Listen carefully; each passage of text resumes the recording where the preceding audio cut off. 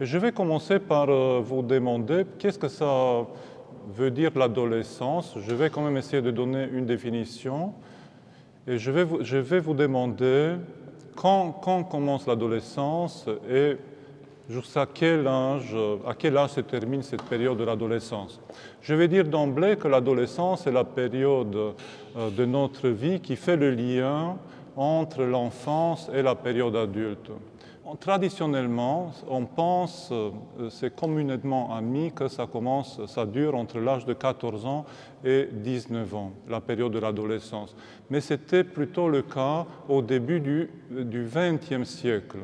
Au début du XXe siècle. À la fin du XXe siècle, on parlait déjà de l'âge de 12 ans comme début de l'adolescence.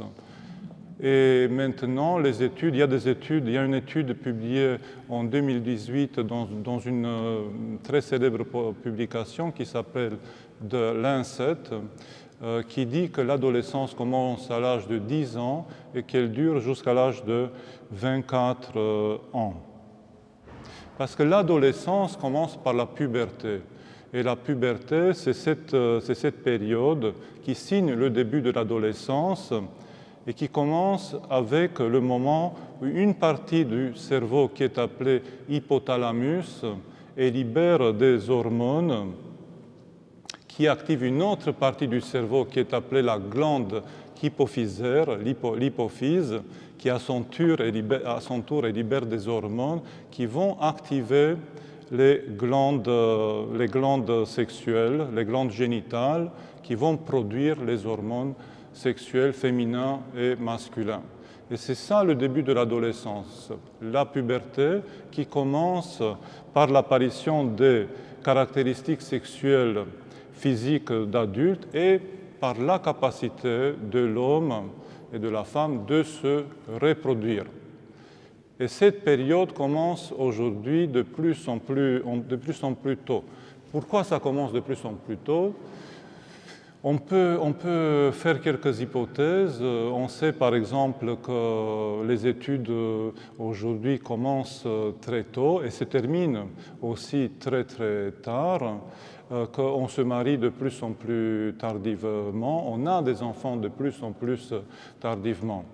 En ce qui concerne l'âge de fin de l'adolescence, c'est l'âge où le cerveau finit sa période de transformation qui caractérise cette période de l'adolescence. Et cette évolution, cette période de transformation dure jusqu'à l'âge de 24-25 ans. Il faut dire aussi que chez les filles, la période de la puberté commence en général 1 année, 2 années plus tôt que chez le garçon. Et qu'en général, à mon avis, j'ai toujours eu cette impression-là, les filles ont une sorte d'avance de 1-2 ans en maturité par rapport aux garçons de même âge.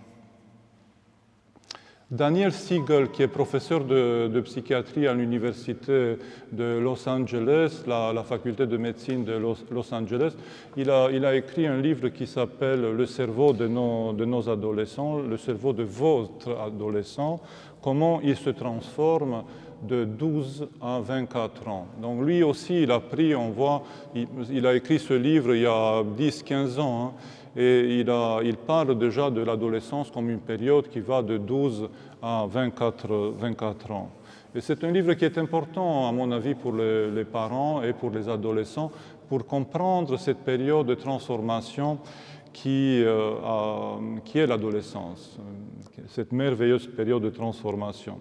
Il explique dans ce livre qu'à l'adolescence, les transformations, ce qu'on voit dans le comportement de l'adolescent est dû aux transformations qui ont lieu dans le cerveau.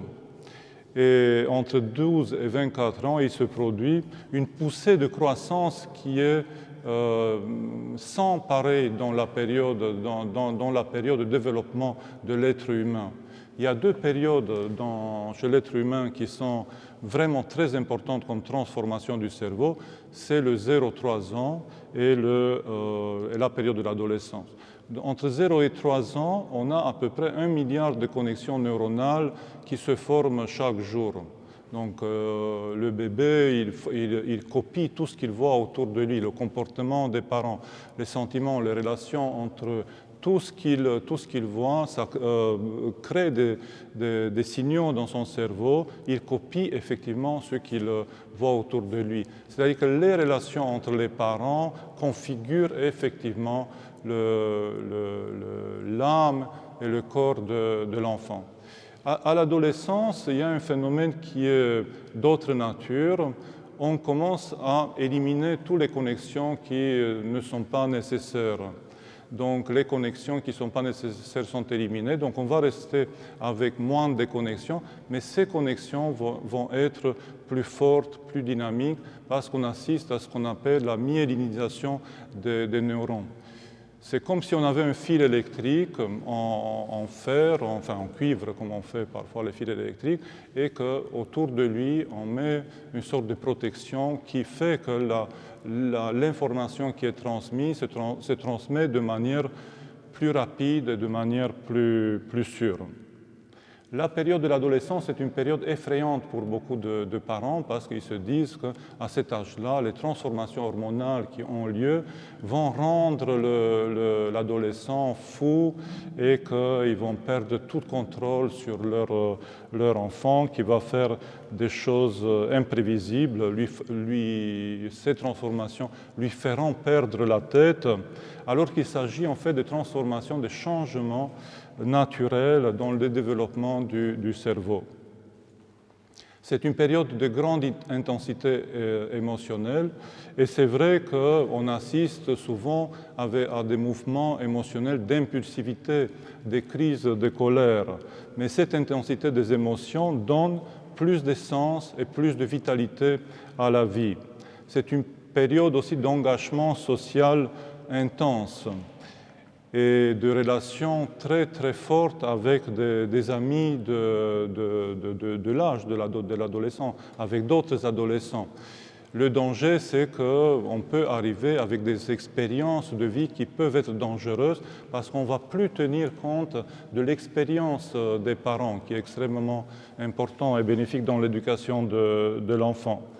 Mais l'adolescent va forger des liens importants avec des amis, des liens très bienveillants parfois, où il s'agit de beaucoup de générosité, d'entraide, des liens qui vont parfois durer toute une vie. C'est une période de recherche de nouveautés, et là aussi il y a des dangers parce qu'il peut y avoir la recherche des expériences qui peuvent être dangereuses, il peut y avoir des accidents, il peut y avoir des dépendances, parce que c'est beaucoup de circuits de récompense qui sont activés à cet âge-là dans une zone du cerveau qui s'appelle la partie préfrontale. La dopamine qui est impliquée dans la recherche de la récompense, dans les mécanismes d'obtention du sentiment de récompense. Et alors, en s'activant toutes ces parties du cerveau, on peut arriver à la recherche de toutes sortes de dépendances. Mais cette exploration créative peut mener aussi à la recherche des expériences de vie qui sont nouvelles, qui sont fortes et qui donnent du sens à notre vie, peuvent mener à une vraie créativité. Donc Daniel Siegel, ce qu'il nous dit dans ce livre-là, c'est qu'il ne faut pas regarder la période de l'adolescence comme une difficulté à dépasser, à surmonter, mais comme une expérience bénéfique et qui nous dit de manière très très forte qu'il ne faut pas avoir crainte de cette période-là. Et nous, on peut dire dans l'Église que l'adolescence est une période bénie et que nous devons rendre grâce à Dieu pour cette période-là dans le développement de nos enfants. C'est au cours de cette période que l'organisation de la personnalité de nos enfants va se définitiver et que notre enfant va acquérir une vision globale et profonde de la vie et du monde, de la réalité. Espérons que cette période-là ne manquera pas dans le développement émotionnel, intellectuel de nos enfants, comme ça arrive dans certaines pathologies psychiatriques graves, comme c'est par exemple le cas des troubles borderline qui nous posent beaucoup de problèmes aujourd'hui en psychiatrie, où il n'y a pas de crise d'adolescence, où il y a une sorte de crise comme ça, lente et sournoise, qui dure parfois toute une vie.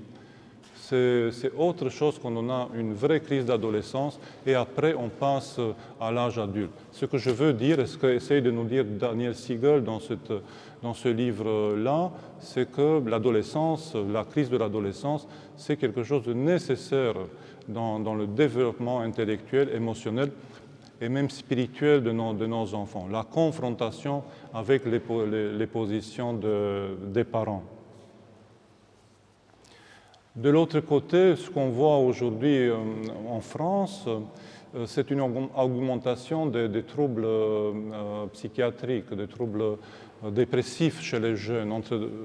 Il y a une étude qui a été publiée en 2021 qui montre qu'entre 2017 et 2021, les troubles dépressifs chez les jeunes entre 18 et 25 ans ont pratiquement doublé. Enfin, on est passé de 11% qui souffrent de dépression à 21%. Et c'est à peu près pareil chez les adolescents entre 11 et 18 ans. Les troubles anxieux aussi. Un adolescent sur deux souffre aujourd'hui en France des troubles anxio-dépressifs, des troubles anxieux ou des troubles dépressifs. Donc un adolescent sur deux, ce qui est vraiment beaucoup. Déjà, c'était le cas en 2021 et depuis 2021, ça continue à augmenter. On n'a pas pour le moment des études plus récentes. Et dans d'autres pays, on constate vraiment la même évolution. Peut-être pas au même point qu'en France, mais en Angleterre, c'est presque pareil, ça a pratiquement doublé, là où on a fait des études. Et c'est principalement chez les filles que ça a augmenté. De l'autre côté, les garçons, enfin les adolescents, les jeunes hommes, on les voit aujourd'hui une vraie épidémie des jeunes hommes, des adolescents qui sont enfermés dans les maisons et qui passent du temps devant leur ordinateur, qui sortent presque plus de leur chambre, de la maison, et qui sont cloîtrés, on peut dire, dans les maisons, voire dans leur chambre.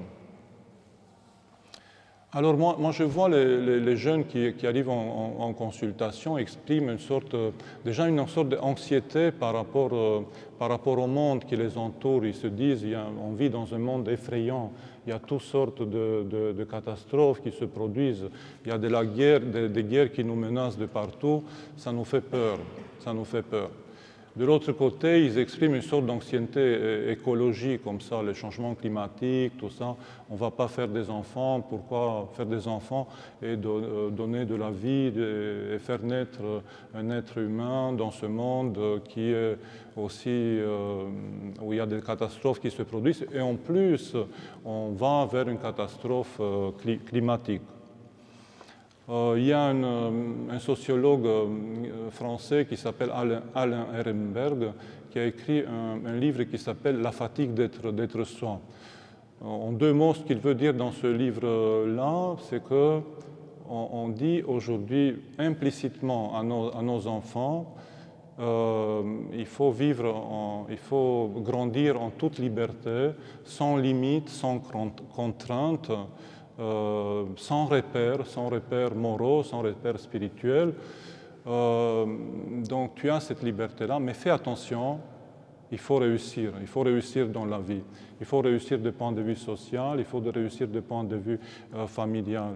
Donc on met une sorte de pression très très forte sur le dos de nos enfants, de nos adolescents, qui sont appelés à devenir, on leur dit, deviens toi-même, sans leur donner des repères pour les guider dans cette voie-là, et en plus en leur mettant une pression, je dirais, très très forte, avec des exigences de réussite sociale, scolaire, professionnelle, peut-être plus fort que dans toutes les époques précédentes. D'où le résultat, la mauvaise estime de soi, la dépression qui guette véritablement sans arrêt nos enfants, nos jeunes. Il y a moins de relations stables dans les familles, moins de repères moraux et spirituels. Des études faites récemment à l'université de Boston et de Georgetown ont mis en évidence un retard de développement chez les adolescents aujourd'hui.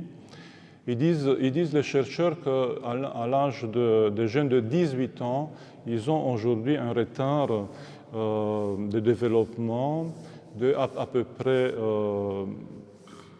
6 ans, c'est-à-dire qu'ils sont au même niveau que les jeunes, les adolescents de 12 ans d'il y a 10 ans. Ils sont au même niveau au niveau intellectuel et au niveau émotionnel que les jeunes de 12 ans d'il y a 10 ans. C'est-à-dire qu'ils ont une très très faible tolérance au conflit et à l'inconfort, c'est-à-dire à la frustration. Très très faible tolérance à la frustration et au conflit. Ils auraient une résilience émotionnelle, c'est-à-dire une capacité émotionnelle de s'adapter à certaines situations très très faibles et une autonomie plus faible. D'ailleurs, ils ont vu, par exemple, ils ont comparé les jeunes des sociétés occidentales avec des jeunes de sociétés plutôt orientales. Un jeune d'une société occidentale, il a peur, par exemple, de sortir dans la rue, de ce qui va se passer dans le bus, des choses comme ça. Un jeune d'une société plus orientale, il va avoir peur d'un conflit, d'une bagarre dans la rue, d'un conflit armé dans la rue, enfin des choses beaucoup plus angoissantes qu'un jeune, un adolescent qui vit dans une société occidentale. Donc la tolérance, je dirais, au danger, elle est beaucoup plus faible dans nos sociétés aujourd'hui. Pour les chercheurs de l'université de Georgetown, cette autonomie plus faible serait due à une surprotection parentale avec évitement des conflits. Et c'est cet évitement empêche l'apprentissage dans l'enfance et à l'adolescence des véritables stratégies pour faire face aux conflits avec une diminution de l'efficacité dans le travail, une mauvaise estime de soi, une augmentation de l'anxiété et de la dépression.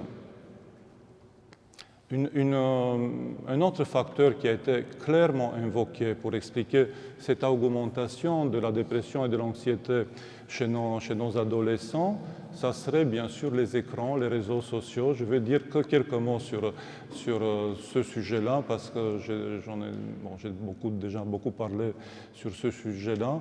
Mais je vais dire encore 2 mots sur la dépendance des écrans et des réseaux sociaux, la mauvaise utilisation de la technologie, et je vais me focaliser un peu sur les troubles cognitifs que cette utilisation engendre.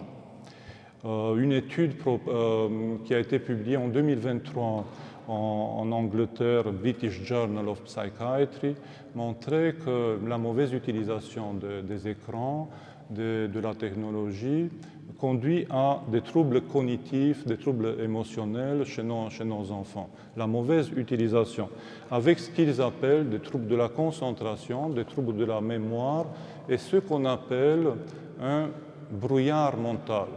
Ce qu'il dit, c'est que plus on déroule des images sur nos portables dans la journée, plus ce brouillard mental augmente. C'est vrai que certains jeux vidéo, de l'autre côté, on peut dire qu'augmentent, aident à avoir une meilleure intelligence associative, c'est-à-dire augmentent la capacité de faire des associations, de faire des connexions, de comparer une situation avec une autre. Donc on peut avoir des jeunes avec une intelligence associative meilleure. Pareil, une capacité de prendre rapidement des décisions peut-être qui peut être meilleure, mais ça se fait, disent les chercheurs, avec une diminution de la capacité de mettre frein à ces impulsions. Ce qu'on appelle, en roumain, on dit înfrânare, c'est-à-dire à mettre frein. Et cette capacité-là, elle est dans l'Église orthodoxe, dans la théologie orthodoxe, dans l'expérience des pères de l'Église, très associé à la notion d'ascèse, qu'on appelle înfrânare en roumain, mettre frein à ces impulsions, contrôler ces impulsions. On voit aussi apparaître des troubles de langage, de la sociabilité et de la intelligence narrative, c'est-à-dire être capable de raconter quelque chose de ce qu'on a vécu, de ce qu'on voit. Parce que pour avoir une véritable intelligence narrative, il faut être capable de raconter à un autre ce qu'on a lu, ce qu'on a vu, ce que l'autre nous a dit, qu'est-ce qu'on a compris, nous, de tout ça. Donc l'intelligence narrative, le développement de l'intelligence narrative suppose l'existence d'une relation. Au niveau de l'attention, on a ce qu'on appelle l'attention exécutive, quand on fait véritablement quelque chose, et ça, les écrans, on ne peut pas dire qu'ils ont un impact très négatif sur ça, mais de l'autre côté, il y a l'attention, ce qu'on appelle l'attention alerte, la vigilance. C'est que les psychologues parlent d'un état d'éveil spirituel. Ils disent exactement comme ça. C'est-à-dire être dans une pièce et être disposé à réagir quand quelque chose se passe, être attentif aux relations qui se déroulent autour de soi, être attentif à l'autre. Et ça, cette capacité d'attention vigilante, on peut dire, elle est vraiment effondrée quand on surutilise la technologie. Pareil, l'attention divisée, l'attention partagée n'est pas très affectée, mais l'attention sélective, être vraiment focalisé sur un élément de réalité et d'avoir une attention sélective, donc qui se focalise que sur un élément, est soutenue, c'est-à-dire qui dure dans le temps, est vraiment affectée par la surutilisation des écrans. Il y a bien sûr tous les risques, sinon tous les risques de dépendance avec la sécrétion de dopamine quand on utilise et on surutilise les écrans, et on aura besoin, comme dans toutes les dépendances, de plus en plus de dopamine pour avoir les mêmes effets, le même effet de plaisir. Donc on va consommer de plus en plus de technologies, de plus en plus d'utilisation d'écrans ou des réseaux sociaux. Je pensais quand je préparais cette intervention que, vous savez, dans la Genèse, quand on lit, Dieu dit que la lumière soit et la lumière fut. Les pères disent qu'il n'y a pas de distance entre l'intention de Dieu et la réalisation de son intention. Dans cette utilisation d'aujourd'hui des écrans, des portables, il y a quelque chose de ce sentiment de toute puissance. C'est-à-dire que dès qu'on a une intention dans notre cerveau, la réalisation de cette intention, elle est au bout de notre doigt. Tout de suite, on a cette réalisation et on a l'effet recherché. Et ça peut véritablement donner un sentiment de toute puissance. Pourquoi chez les filles? Pourquoi c'est plus augmenté chez les filles? Parce que les filles, à l'âge de 15 ans, elles ont 2 fois plus d'utilisation problématique des réseaux sociaux. Les filles calment leur stress par la relation avec l'autre, par la relation avec les autres filles. Et aujourd'hui, ça se passe beaucoup sur les réseaux sociaux, avec ce besoin de donner une impression toujours de quelqu'un de beau, quelqu'un de performant, donner une bonne image de soi en permanence et avoir l'impression, ce que disent les filles et ce que disent les adolescentes, la plupart d'entre elles ont l'impression qu'elles sont moins belles, moins intelligentes, moins performantes que les influenceuses qu'elles regardent sur les réseaux sociaux. Il y a aussi l'utilisation de la pornographie. Bon, vous savez, ça commence de plus en plus tôt aujourd'hui, même je pense que 60% nos enfants, ils voient la première image à caractère sexuel ou pornographique entre l'âge de 8 ans et 12 ans. Donc et ça, c'est des études d'il y a 15 ans. Enfin, donc c'est pire aujourd'hui. Hein. Un adolescent sur 10 cherche des images à caractère pornographique chaque semaine. Donc chaque semaine, ça veut dire cybersex addiction, une addiction au sexe, à des images à caractère sexuel. Et l'utilisation de la pornographie est très très liée avec la pratique de l'autosatisfaction sexuelle.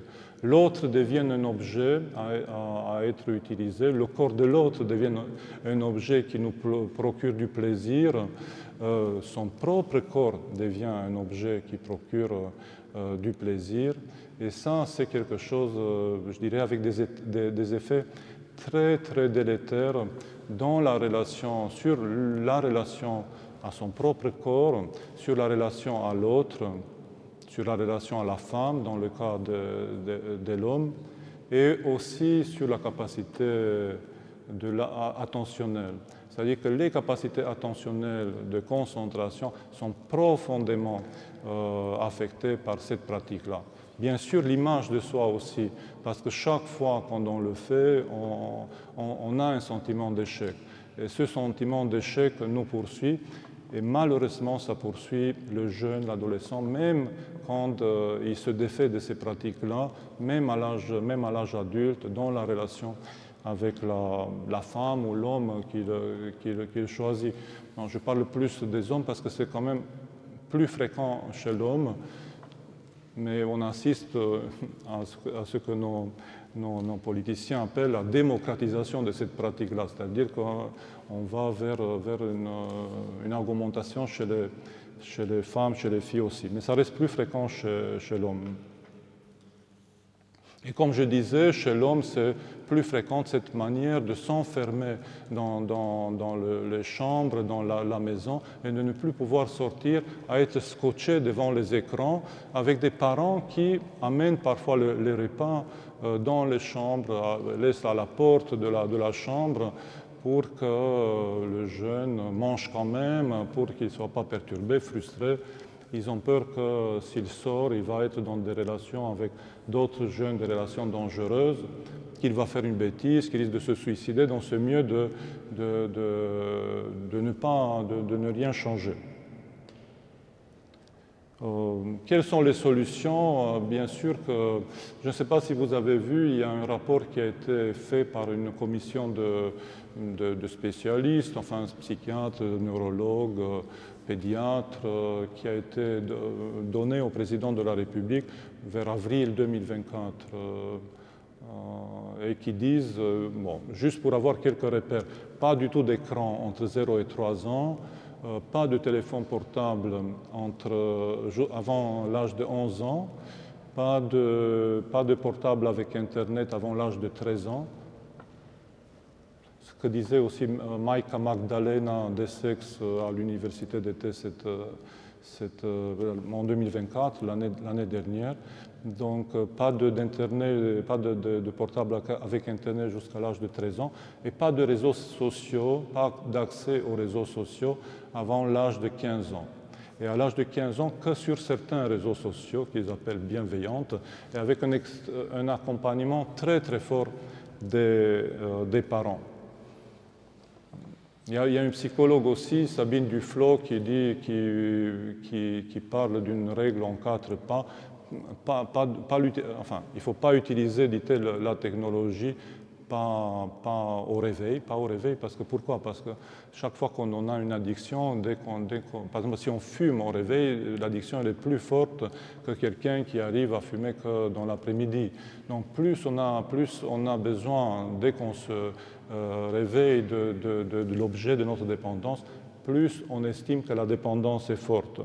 Donc pas le matin, pas à table, c'est un lieu où il y a des choses qui se passent au niveau relationnel et il ne faut pas qu'il y ait des objets tiers qui interviennent, je dirais, pendant ce temps-là.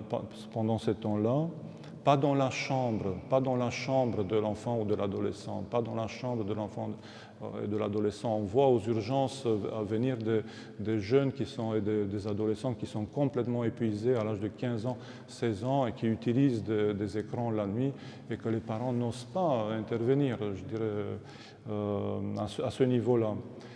Donc pas dans la chambre et puis pas avant de se coucher parce que la lumière bleue inhibe la production d'une hormone qui s'appelle mélatonine qui induit le sommeil. Et on sait que nos adolescents aujourd'hui, la moitié de nos adolescents dorment 2 heures de moins que ce qui serait nécessaire. 2 heures de moins de ce qui serait nécessaire. Et aussi, il faut dire que le sommeil est extrêmement important à la configuration du cerveau. Tout ce que j'ai décrit tout à l'heure, ça se produit dans l'état d'éveil, la structuration des connexions neuronales, mais aussi pendant la période de sommeil. Donc c'est très très important. Donc ici, ce que disent aussi ces spécialistes-là, dans ce rapport qui est vraiment intéressant à lire, je dirais même, peut-être avant tout par nous orthodoxes, c'est qu'il faut mettre des limites, des règles claires, et à la place de toutes ces dépendances, parce qu'on ne peut pas arrêter une dépendance sans mettre quelque chose à la place.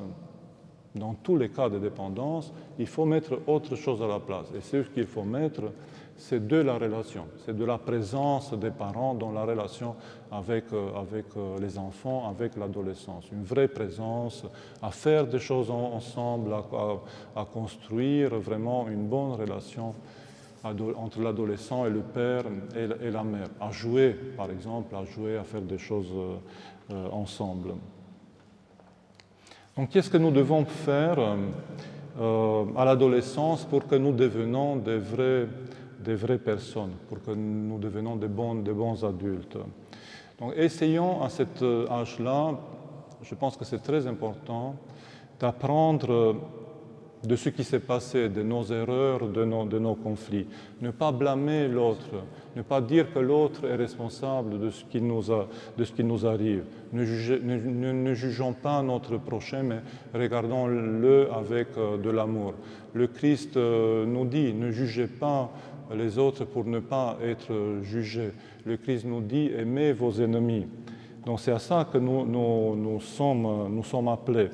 Tenir l'autre responsable pour ce qui nous arrive bloque toutes les capacités d'évolution d'une personne sur le plan psychologique et sur le plan spirituel aussi.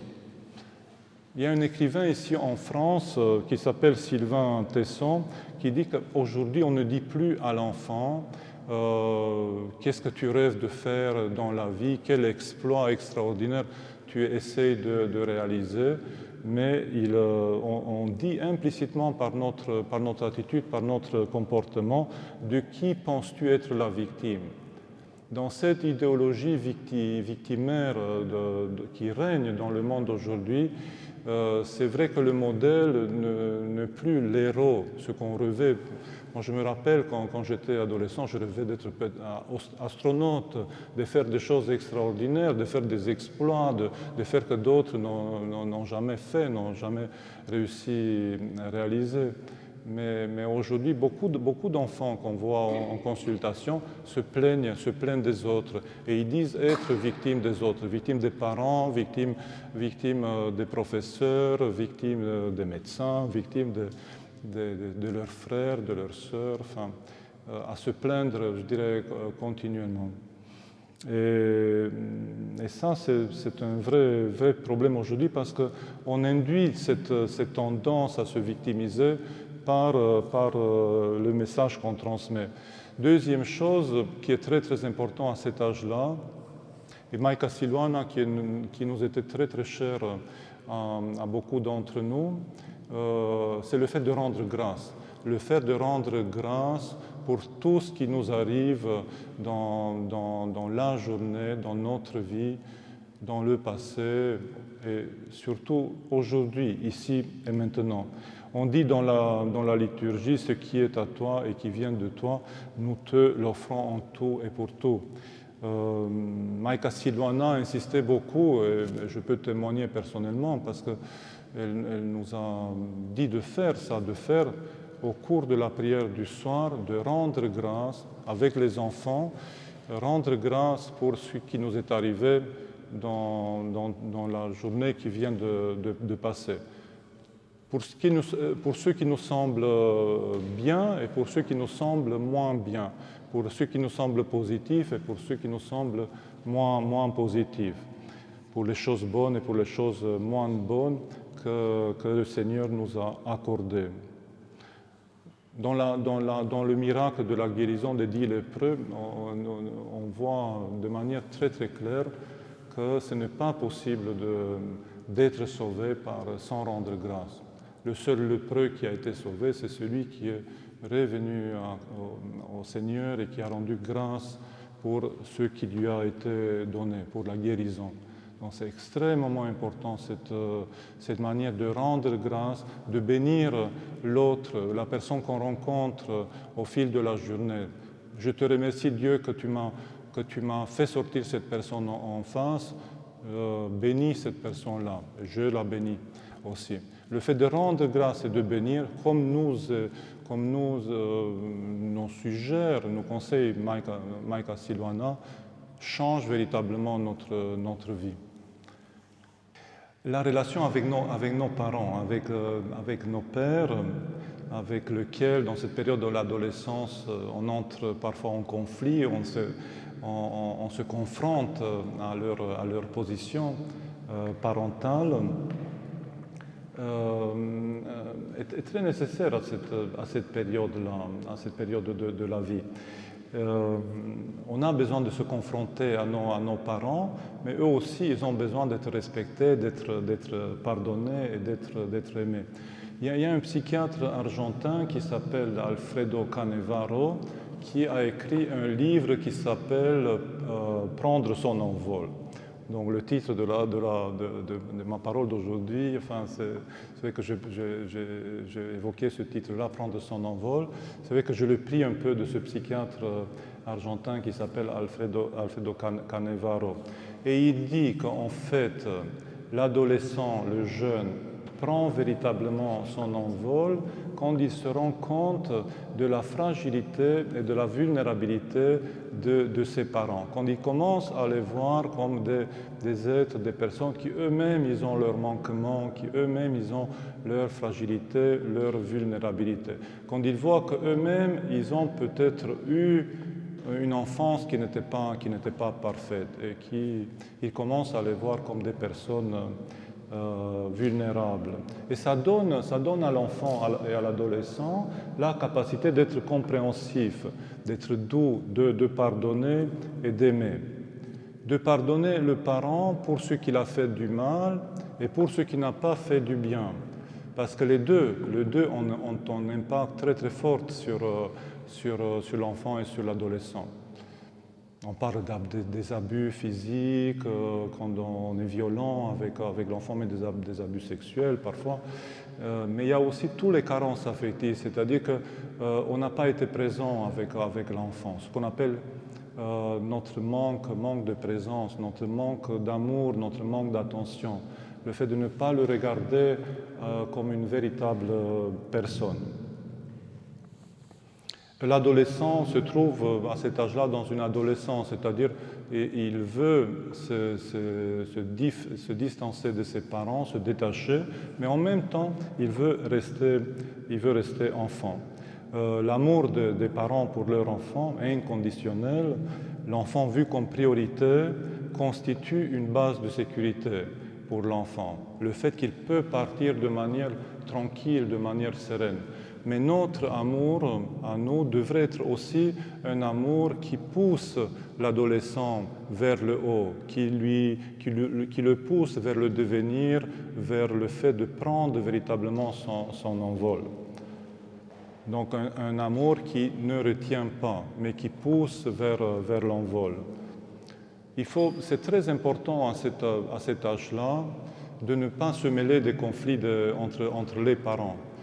beaucoup de pathologies mentales, comme c'est la schizophrénie, apparaissent quand l'adolescent est pris au milieu d'un conflit parental sournois, qui n'est pas dit et qui dure depuis toute une vie. Et quand l'enfant est pris dans ce conflit-là et qu'il n'arrive pas à se défaire, et même davantage, il entre dans un système d'alliance avec un des parents envers l'autre parent, c'est sûr que ça va se terminer par une maladie psychiatrique. Et grave en général. Si vous voulez, il y a ces deux, je dirais, cas où on voit apparaître des maladies psychiatriques graves. C'est le conflit entre les parents où un enfant est pris dedans et utilisé par un parent contre l'autre. Et comme je disais tout à l'heure, la surprotection parentale, un parent ou les deux parents surprotègent l'enfant et l'adolescent. Et troisièmement, c'est le manque véritable de présence et de repères dans l'éducation des enfants. Donc il ne faut pas se mêler de ce qui se passe entre les parents et surtout en cas de séparation, ne pas s'en vouloir.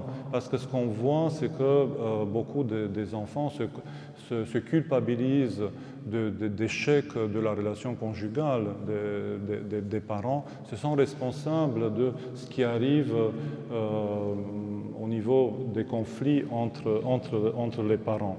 Donc ils ont une véritable culpabilité et c'est surtout l'enfant, le premier enfant, donc celui qui est le plus âgé, qui se donne quelque part cette mission de garder les parents ensemble. Et bien en parlant de mission, je pense que c'est très très important de se défaire des missions que les parents peuvent donner. Je ne sais pas, par exemple, il y a un parent, je vois beaucoup ça, il y a un parent qui a fait un instrument de musique dans son enfance, mais il n'a pas réussi à développer cette pratique-là. Alors il rêve que son enfant joue de la musique et qu'il devienne un vrai musicien, et il impose une sorte de réussite à cet enfant-là qui parfois n'a pas envie de faire ça.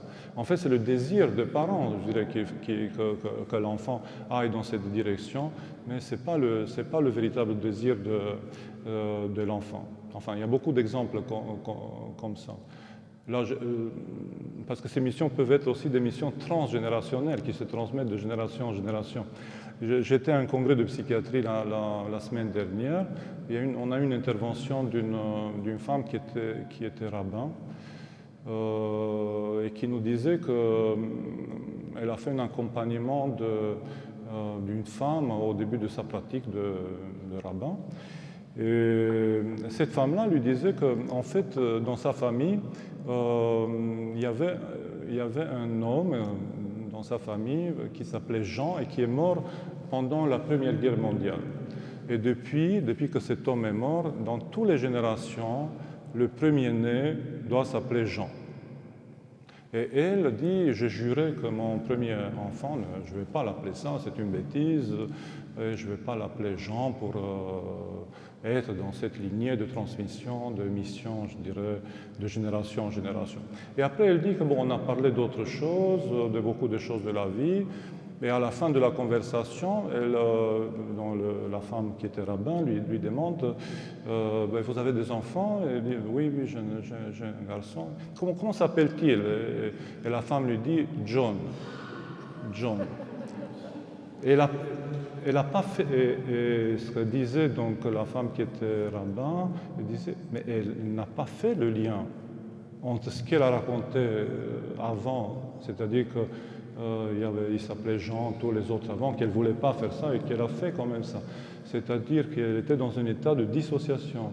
Et donc ça montre, je dirais, le pouvoir de transmission de ces missions transgénérationnelles dont on n'est parfois même pas conscient. Parfois on n'est pas conscient de ce qui s'est passé dans les générations d'avant.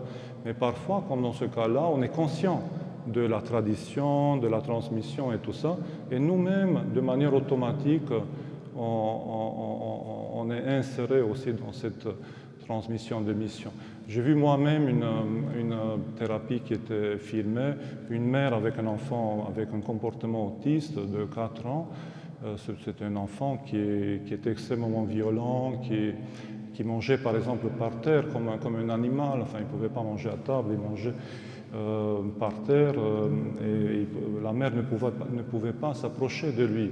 Et les thérapeutes, pendant des longues séances, tout au long de quelques mois, ils essayaient de faire prendre l'enfant, de lui faire prendre l'enfant dans le bras. Et quand elle a pu finalement prendre cet enfant dans le bras, lui a dit « Tu dois porter le poids de toutes les générations d'avant ».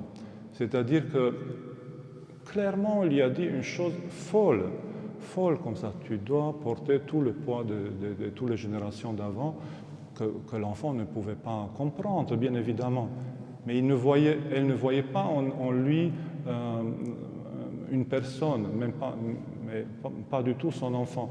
Elle voyait en lui quelqu'un qui avait un rôle, une mission.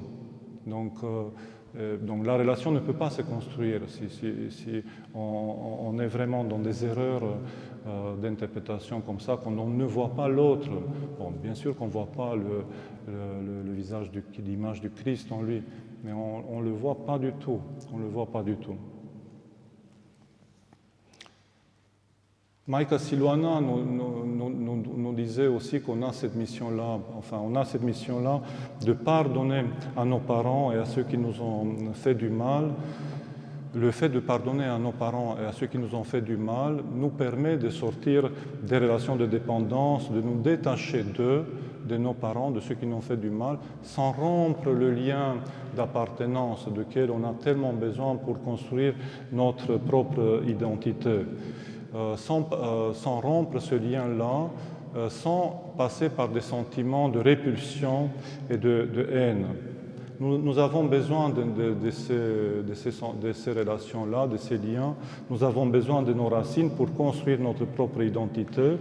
En pardonnant à nos parents, nous arrivons à vivre notre vie en nous et à ne pas vivre leur vie en nous-mêmes, mais d'être véritablement en relation avec eux de manière libre. Les parents devraient préparer très tôt leurs jeunes adolescents à cet effort décisif pour leur développement, c'est-à-dire prendre son envol, se détacher d'eux, en le regardant avec compréhension et profond respect. Donc, c'est là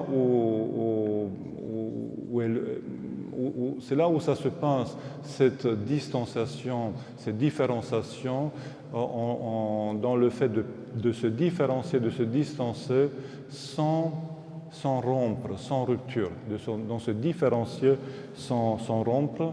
Et ça, ce n'est pas une démarche uniquement psychologique, mais c'est une démarche spirituelle. Nous avons ce devoir-là, je dirais, envers nous-mêmes, de vivre notre propre vie. Parce que comme nous dit le saint apôtre Paul, notre corps est le temple du Saint-Esprit. Nous portons depuis le baptême tous les dons du Saint-Esprit et nous sommes appelés à développer, à fructifier ce don-là en nous-mêmes. Donc nous avons un devoir envers nous-mêmes, envers ce don-là que nous portons en nous. Et le séminaire du pardon que Maika Siluana a créé nous donne cette possibilité aussi de recoller certains morceaux de notre parcours dans la vie. Beaucoup d'entre nous avons une sorte de vie morcelée, une sorte de parcours de vie morcelé. Nous racontons une histoire de notre vie qui est complètement morcelée, qui est complètement hachée. Et le fait,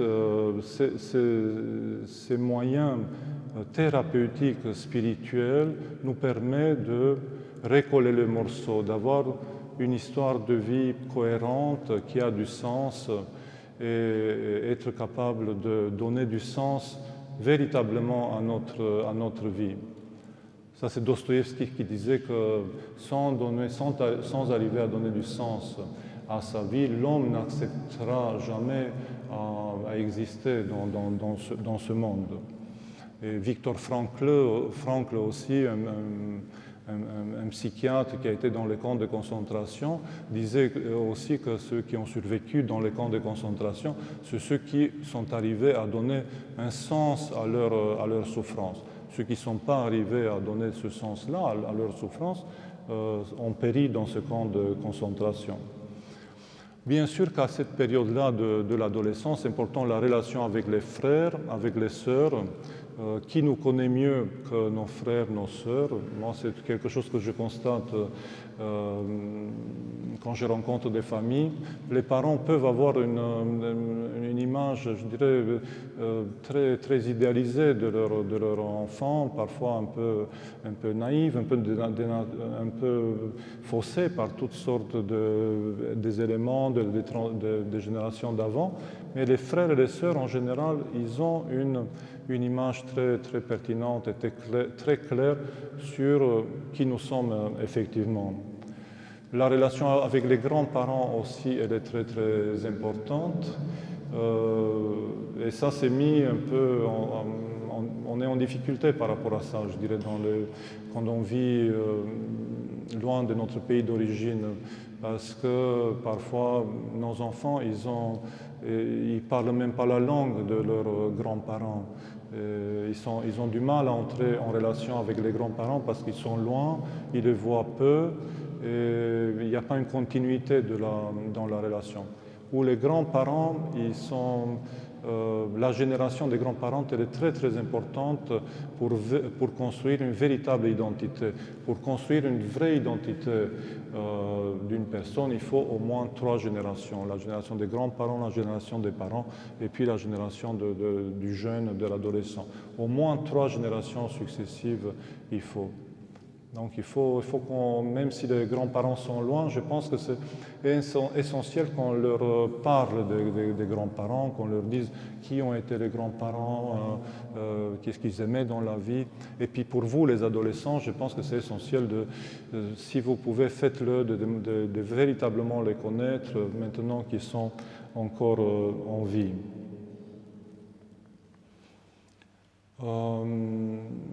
La relation avec le sexe opposé. La Sainte Écriture nous dit, et le Christ nous dit aussi, l'homme quittera son père et sa mère et s'attachera à sa femme et ils deviendront un seul chair. Et ici, il ne s'agit pas d'une union, disent les pères, il ne s'agit pas que d'une union physique, corporelle, mais il s'agit aussi d'une union spirituelle. On laisse un lien qui est un lien conformément à la nature humaine, le lien avec nos parents, et on entre dans un lien qui est surtout d'ordre spirituel avec l'homme et la femme qu'on a choisis, pour donner naissance à un autre type d'existence. C'est la seule relation. C'est la seule relation du monde qui fait qu'un autre type d'existence, une autre existence apparaît. C'est une seule chair qui est aussi quelque chose d'ordre spirituel, pas que d'ordre physique, somatique. Sœur Magdalène du monastère Saint-Jean-Baptiste d'Essex disait que les jeunes prient Dieu de leur donner un bon mari, une bonne femme qui les aimera et qui aimera Dieu. C'est très important pour elle de faire cette prière-là. Qui les aimera et qui aimera Dieu. Parce que dans tout amour véritable, il y a 3 personnes qui sont présentes. Les 2 qui partagent cet amour et puis le Seigneur, bien évidemment. C'est une relation trinitaire. Père Alexandre de Schmemann nous dit de ne rien faire dans notre vie par crainte, que la crainte c'est un sentiment qui est opposé à l'amour. Ce qui est opposé à l'amour, ce n'est pas la haine, dit-il dans son journal, mais la crainte. Et dans les familles, c'est vrai que la peur conduit à des relations de dépendance, à une sorte de surprotection parentale qui conduit après à ce manque d'autonomie que nous avons évoqué tout à l'heure. Donc nos familles doivent être des familles chrétiennes, mais ouvertes sur le monde de façon naturelle et de façon enthousiaste. À l'adolescence, peut-être que la foi sera un peu vacillante, qu'on va avoir des hésitations, qu'on peut passer par des périodes de doute, mais qui sont parfois nécessaires pour arriver au fait d'assumer de manière personnelle sa foi, qui du coup n'est plus la foi de nos parents en premier lieu. C'est ma foi en moi, c'est moi qui crois comme ça, c'est moi qui ai besoin personnellement, moi en tant que jeune, en tant qu'adolescent, d'aller à l'église. C'est pas parce que je suis mes parents, c'est pas parce que mes parents m'ont dit qu'il faut faire ça. Ici, bien sûr qu'il faut avoir cette confiance que les belles paroles qu'on a dites, tous les offices auxquels nous avons été pendant toute l'enfance, que ça va être des semences qu'on a semées sur une bonne terre qui, après, vont donner des fruits. Que le moment viendra où toutes ces semences qu'on a posées vont donner des fruits. Il est important à cette époque-là, la relation avec d'autres jeunes, avec d'autres adolescents. C'est très très important les études, le côté professionnel. Maika Silvana disait que pour les jeunes, les adolescents, les études représentent le canon dans l'Église. Le canon dans l'Église, c'est les études. C'est très très important de réussir au niveau des études. D'ailleurs, elle insistait aussi sur le fait que le fait de gagner sa vie est un des signes importants de la sortie de l'adolescence. Et elle disait qu'on n'est pas véritablement adulte avant de gagner soi-même sa vie. Et puis, parce que le temps où on dépend financièrement de nos parents, on n'est pas encore vraiment adulte. Les relations qui ont la même foi sont essentielles à cette période. Et puis bon, il y a des parce qu'on se sent plus fort ensemble. On se sent plus fort ensemble dans un monde où on voit bien, dans ce monde sécularisé, où on est très très peu à venir à l'église. Être entre des jeunes, ça apporte du réconfort, ça apporte de la puissance à notre témoignage. Donc, il y a des paroisses, comme c'est le cas de notre paroisse de Bordeaux, où les jeunes se rencontrent, où les jeunes parlent de tout ce qui les concerne, sans craindre, dans l'église, dans des groupes de jeunes. Et ça, c'est vraiment quelque chose, je dirais, qui est très, très positif. C'est vrai qu'aux États-Unis, il y a eu des études qui ont montré que le plus souvent, il y a deux éléments, je dirais, qui favorisent le fait que les jeunes gardent leur foi à l'âge adulte. C'est le fait de faire partir des groupes de jeunes, une première chose, et puis une bonne relation avec leur propre père. Une bonne relation avec le père avec leur propre père dans la famille. Et je pensais que du coup, c'est peut-être c'est choquant ce que je veux dire, mais je pensais qu'il y aurait plus d'intérêt, je dirais, pour les mères de se concentrer sur le fait d'impliquer le père dans l'acte éducatif, dans la relation avec l'enfant, que s'impliquer directement dans la relation avec l'enfant.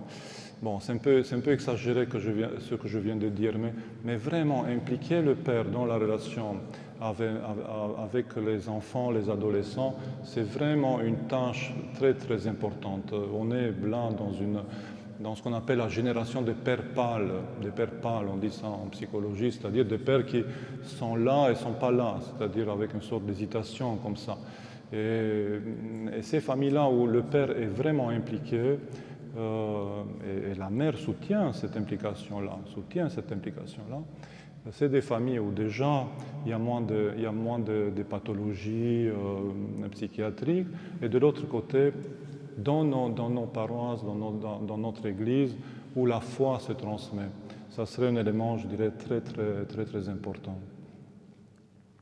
Il y a aussi à cet âge-là des relations avec des jeunes qui ne partagent pas notre foi. Et Maïka Magdalena disait que bon, c'est un peu ça la cesse de nos enfants, de nos adolescents, d'être dans ce monde sécularisé, en relation avec des adultes, mais aussi des adolescents, des jeunes de leur âge qui ne partagent pas leur foi. Et ça, c'est un vrai problème. Mais ce qui est important à dire, à mon avis, c'est que dans tous les cas, les jeunes, les adolescents ont besoin de notre présence, de notre attention. S'il y a deux moments dans la vie où on doit être présent, c'est cette période entre 0 et 3 ans, c'est essentiel. Et c'est la période aussi où toutes les maladies graves, je dirais, commencent déjà à apparaître au niveau psychologique. Et cette période de l'adolescence. Mais la présence, elle est différente. Si entre 0 et 3 ans, on doit être dans une relation, je dirais, très, très forte et très prolongée avec nos enfants, plus l'enfant est petit, plus la relation, je dirais, est forte et prolongée. À l'adolescence, il s'agit d'une extrême disponibilité. Attendre que l'enfant, l'adolescent vienne vers nous. Laissons-le à venir vers nous, mais soyons vraiment présents et disponibles quand il vient. Ne pas louper ce moment-là de rencontre. Parce que si on loupe là le moment de rencontre une ou deux fois, après, il risque de ne plus venir. Et là, il faut vraiment être présent à son niveau, au niveau des besoins et des intérêts qu'il a, lui, à ce moment-là. Et vraiment s'intéresser à ça, pas à autre chose, pas essayer d'enseigner, à transmettre des messages, mais vraiment à l'écouter en premier lieu avant tout. S'inspirant de l'aphorisme du bienheureux Augustin, aime et fais ce que tu veux, Sœur Magdalène propose cet aphorisme-là, cette règle-là aux adolescents, aime Dieu, aime le Seigneur et fais ce que tu veux. À ce propos, un père dit à sa fille qui lui demande si elle peut sortir en ville et aller danser, aller en discothèque, et il dit, je cite, « Danse pour te sentir bien, mais sens-toi bien de telle sorte que lorsque tu rentres dans ta chambre, tu puisses encore regarder l'icône du Sauveur et lui rendre grâce, et ne pas avoir honte de le regarder en face. » Et le starets Ephrem de Vatopédie nous disait dans une des synaxes qu'il a fait récemment, laissez les adolescents libres, faites ce que vous voulez, il dit aux adolescents, faites ce que vous voulez, mais ne péchez pas, sauf péché. Donc liberté, mais sauf péché. Faites tout ce que vous voulez, mais aimez Dieu et ne péchez pas. Ne doutez pas de votre capacité à transmettre la foi, à témoigner du Christ dans le monde d'aujourd'hui, tel qu'il est ce monde aujourd'hui. Il y a ici une écrivaine, une chrétienne mystique qui s'appelle Simone Weil, qui dit ça, tu ne pourrais être né à une meilleure époque que celle-ci où on a tout perdu.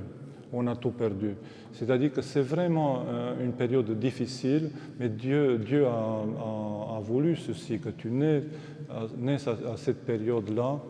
Et comme dit Père Dumitru Stăniloae, c'est aussi une époque où on verra beaucoup de saints apparaître, beaucoup de saints naître.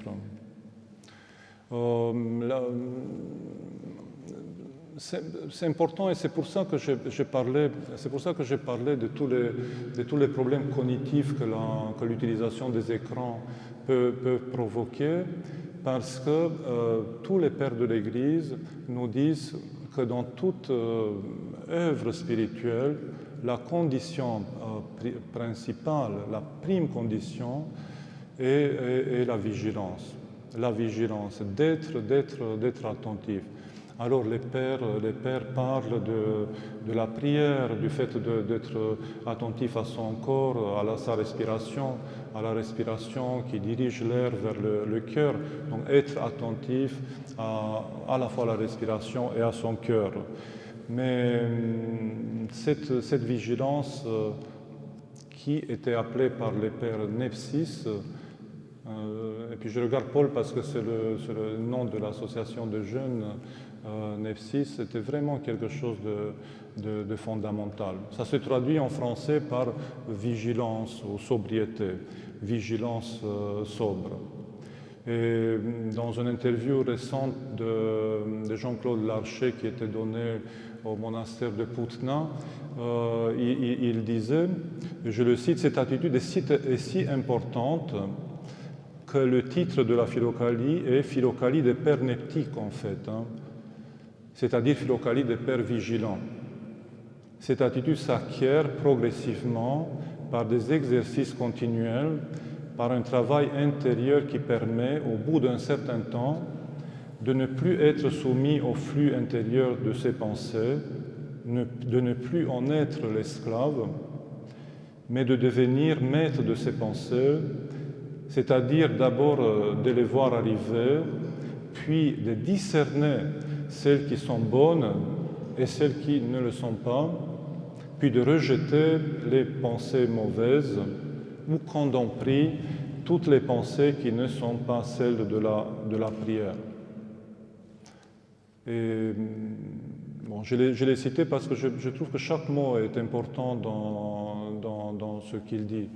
Donc ça, c'est la condition pour arriver dans un état de vigilance, donc qui permet vraiment de conscientiser qui on est, où on est, ce qui permet, dans le cas des adolescents, et puis qui nous permet à nous tous de véritablement percevoir qui on est, qui est l'autre, quelle est notre relation, est-ce qu'on a quelque chose à pardonner dans cette relation pour devenir la personne qu'on est appelé à devenir. Mais pour ça, on doit être d'abord conscient de qui on est et de qui est l'autre. Après, bon, bien sûr, la lecture de la Sainte Écriture, la participation à la liturgie, elle est très importante. La confession, très très importante pour entrer de plus en plus en profondeur, je dirais, en soi-même et donner toute notre vie au Christ comme on entend et comme vous allez entendre demain aussi à la Sainte Liturgie.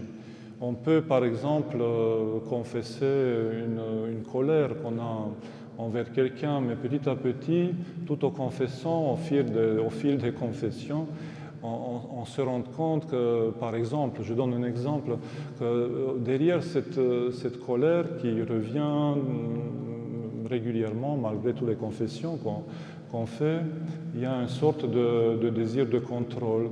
On a le désir de contrôler l'autre dans la relation avec lui. Et chaque fois quand ça nous échappe, quand ce contrôle-là, quand l'autre nous échappe dans ce désir de contrôle, on se met en colère, on a un sentiment de frustration. Et après, on réalise que parfois, encore plus profond de nous-mêmes, au-delà de ce désir de contrôle, il y a des choses qu'on n'a pas pardonnées. On n'a pas pardonné à nos parents et on déplace cette rancune, ce ressentiment dans la relation avec notre épouse, par exemple, et dans le contrôle qu'on essaie d'avoir sur elle. Bien sûr que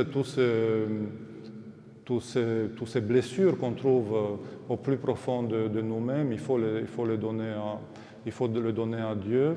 Et si on a utilisé des dépendances, comme la dépendance des écrans, pour calmer la douleur qui est provoquée par ces blessures-là, ce qui arrive très souvent parce que l'homme fuit la douleur et puis cherche le plaisir, il faut renoncer à nous sommes appelés à renoncer à ces plaisirs, à ces dépendances qui nous éloignent de nous-mêmes dans une sorte de moi protecteur, de revenir à notre moi blessé de donner ces blessures au Christ et de le suivre véritablement en nous-mêmes, dans notre cœur, dans notre nous, là où en fait il se trouve véritablement.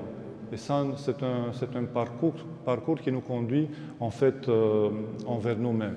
Donc le message que je voudrais transmettre, c'est celui-là aux jeunes qu'il faut être et rester dans l'Église, mais en étant sûr de votre identité et ne pas rester n'importe comment. Mais comme le dit Saint Jean Chrysostome, il faut rester dans l'Église, il faut suivre le Christ, non par peur de l'enfer, mais par le désir de communion avec lui, avec le Christ. Non pas par peur, mais par amour. Donc prendre son envol, ça veut dire se distancer des parents de manière saine, sans rupture, signifie aussi en fait le fait de revenir à soi-même de manière unifiée dans son cœur où se trouve le Christ. Et je vais terminer par évoquer cette histoire-là. J'ai rencontré une fois une dame qui était responsable de l'association France Alzheimer. On racontait plusieurs expériences qu'elle a eues tout au cours de sa vie et disait que sa propre mère a été malade d'Alzheimer.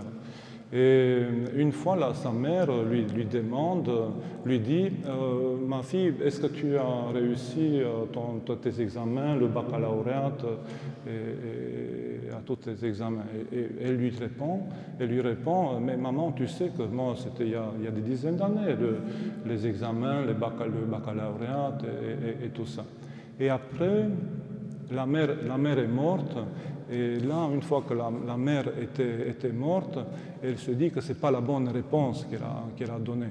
Que la bonne réponse était « Je te remercie, maman, parce que tu as toujours pris soin de moi. » Mais pour donner cette réponse-là, il faut faire tout ce parcours-là de distanciation, d'être à la bonne distance, dans un véritable amour de nos parents, qui nous permet de se détacher, vous voyez, mais sans rompre le lien, de donner une véritable dimension au lien qui nous unit avec nos parents. Donc le fait de véritablement prendre son envol permet d'être en relation avec le Christ dans une véritable relation d'amour, en communion, permet de s'attacher, de s'unir et s'attacher à sa femme ou à son mari pour devenir un seul chair, comme le Christ nous appelle, et de pouvoir dire à nos parents, dans un amour où le Christ est présent, « Je te remercie maman, je te remercie papa, que tu as toujours pris soin de moi. » Je vous remercie pour votre attention.